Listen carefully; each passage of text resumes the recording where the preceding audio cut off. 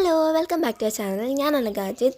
ഇന്ന് നമുക്കൊരു ഞണ്ട് കറി വെക്കാം. ഞാനല്ല വെക്കുന്നത്, അമ്മൂമ്മയാണ് വെക്കുന്നത്. അപ്പോൾ നമുക്കൊരു നാടൻ സ്റ്റൈലിൽ ഞണ്ട് കറി എങ്ങനെ വെക്കുന്നതെന്ന് കാണാം.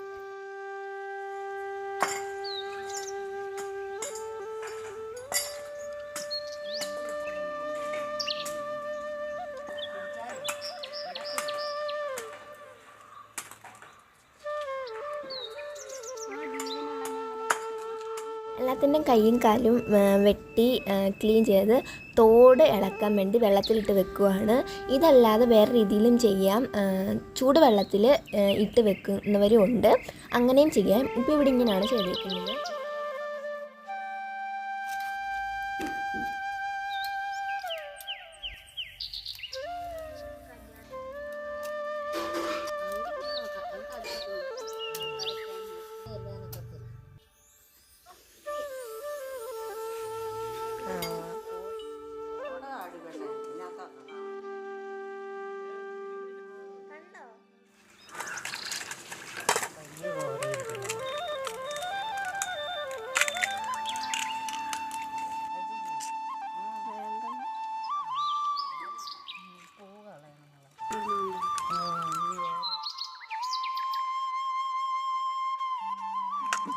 അത് അരച്ച് വെച്ചുകൊണ്ട് വേണം.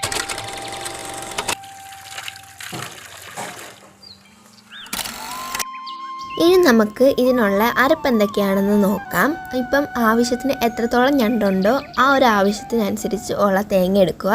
അതിലേക്ക് മുളക് പൊടി, മല്ലിപ്പൊടി, കുരുമുളക് പൊടി, പെരിഞ്ജീരകം, ഉപ്പ് ഇത്ര ഇട്ട് മിക്സിയിലിട്ട് നല്ലോണം അരച്ച് ഒരു പേസ്റ്റ് ആക്കിയിട്ട് അത് നമ്മൾ തിളപ്പിക്കാൻ വെക്കുക. ഒന്ന് തിളച്ച് വരുമ്പം പച്ചമുളക് അരിഞ്ഞിടുന്നുണ്ട്. അതിന് നമ്മൾ ഈ ഞണ്ടെല്ലാം കൂടെ അതിലേക്ക് ഇട്ട് കൊടുക്കുന്നുണ്ട്.